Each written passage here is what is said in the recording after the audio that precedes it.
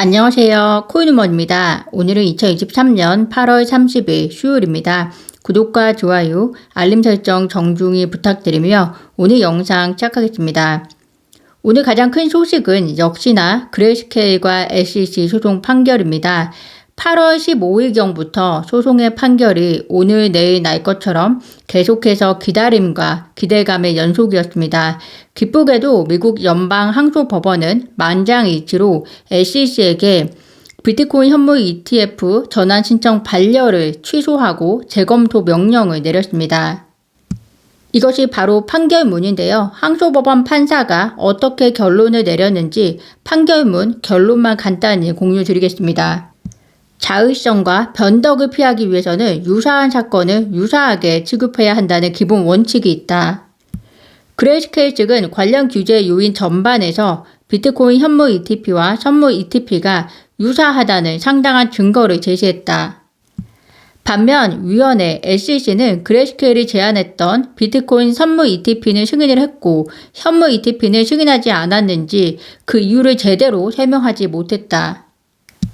일관된 설명이 없는 경우 유사한 상품에 대한 규제 취급을 달리하는 것은 불법이다. 따라서 우리는 그레이스케일의 재검토 요청을 받아들이고 위원회의 명령을 취소한다.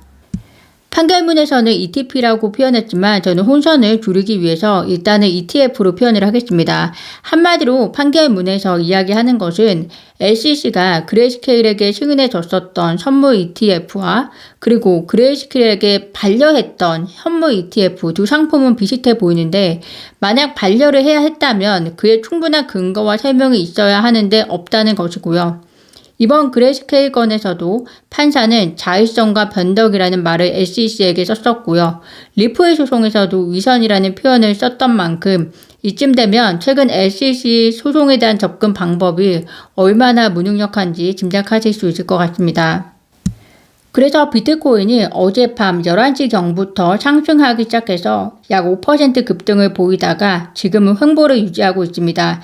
일단 긴 박스권에서 1차적으로 다소 탈출을 하게 된 트리거 역할을 비트코인이 해주었고요. 역시 대장주의 상승은 리플과 이더리움 등 알트코인에게도 호재로 작용을 하였습니다. 이쯤 되면 그럼 이 정도 가격 효과에서 그치는 것인가 라는 생각이 드실 수 있는데요. 제가 생각할 때는 긴 박스권에서 완연한 탈출을 위해서는 그레이스케일이 출구를 마련해 줬다면 이제는 블랙록 등 거대 투자 기관의 비트코인 현물 ETF의 승인이 실질적으로 필요할 것 같습니다. 현재 ETF 승인 타임라인을 보시면 블랙록 등의 1차 검토 일자가 9월 2일에서 9월 6일 사이에 퍼져 있습니다. 상식적으로 생각하셔도 1차 검토 기한 때 SEC가 비트코인 현물 ETF를 승인하지는 않을 거라고 저는 생각이 듭니다. 물론 제 개인적인 생각일 뿐이고요. 이변이 있을 수도 있는데 제 논리는 지금 막 그레이스케일 건의 판결이 나왔고 SEC도 이 판결을 받아들일 것인지 어떨지에 대한 대안 및 전략을 고심 중일 텐데요. 우리가 리플과 SEC 소송에서도 보았듯이 그것이 하루 이틀 내에 결정이 되기는 어려울 것 같고요. 따라서 1차 기한을 연기되어 2차 기한을 또 기다리게 될 것이라고 생각이 됩니다. 저는 개인적인 생각으로는 모든 것이 순서가 있듯이 이제는 비트코인 현물 ETF가 승인될 것인지 여부보다는 이제는 언제 승인이 될 것인지로 그레이스케일의 판결로 인해서 옮겨왔다고 생각이 들고요.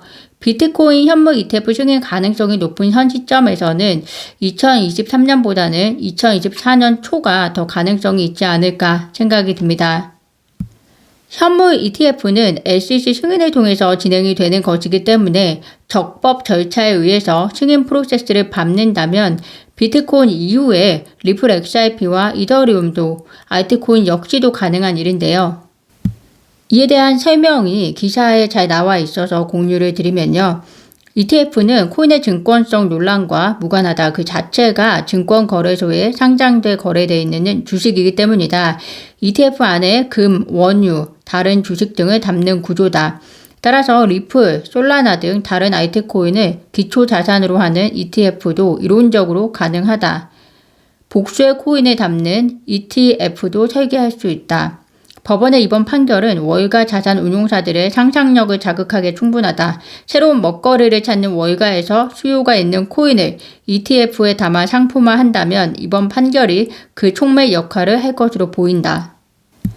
이 기사를 통해서 어떤 생각이 드시나요? 트렌드의 변화는 벌써 성큼 다가오고 있다는 생각이 드는데요. 월가에서 새로운 먹거리 대상으로 픽이 되려면 앞으로 5년 뒤 암호화폐 시장에서 사라지는 99%의 코인이 아니라 1%의 코인이 무엇인지 잘 눈여겨보시는 것이 필요할 것 같습니다. 그래서 암호화폐는 더욱더 펀드멘탈이 중요한 것이 그 이유일 것이라고 생각이 듭니다.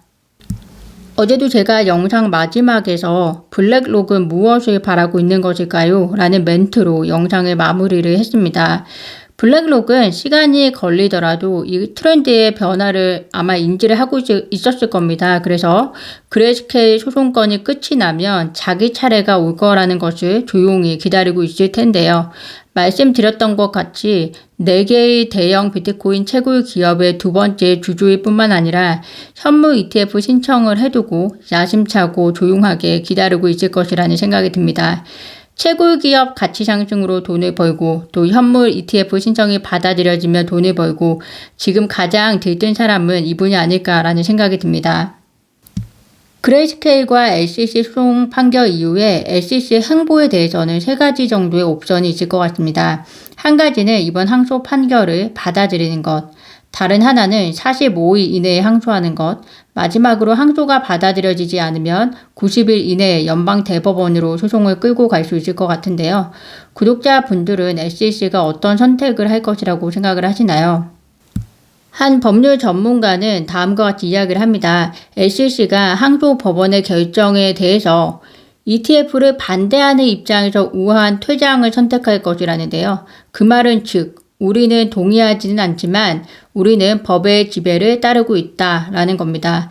패배하는 싸움에서 물러나기 위한 편리한 변명거리라고 그는 이야기를 하면서 SEC가 현물 비트코인 ETF를 승인하도록 정치적 압력이 있을 것이고 또한 이것은 단지 그레이스케일에 관한 것만이 아니라 대부분의 많은 투자 기관들이 비트코인 ETF를 위해 준비되어 있다라고 이야기를 하고 있습니다.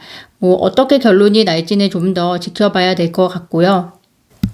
오늘은 그레이스케일 판결 관련해서 집중해서 말씀드렸습니다. 그 이유는 어쨌든 대장주가 바뀔 때까지는 대장주인 비트코인이 가야 그 시장이 움직이는 것이고 그래야 리플도 이더리움도 긍정적 영향 아래 놓이게 되는 것인데요. 암호화폐 규제의 갈등 해소의 첫 문을 연 것은 리플과 SEC 소송이었음이 당연한 것이고 그래서 9월 29일 리플이 주최하는 커뮤니티 대상 승소 파티도 있는 것이라고 생각을 합니다. 그리고 이번 그레이스케일의 판결이 암호화폐 시장의 그런 문을 연 두 번째 혹은 세 번째 문이었을 것이고요. 올 하반기 그 문을 좀 더 공고히 해주는 이벤트가 코인베이스 소송건이 될 것이라고 생각이 듭니다. 오늘 제가 준비한 소식은 여기까지입니다. 오늘도 영상 시청 진심으로 감사드리고요. 구독과 좋아요, 알림 설정은 코인 음원에게 큰 힘이 됩니다. 감사합니다.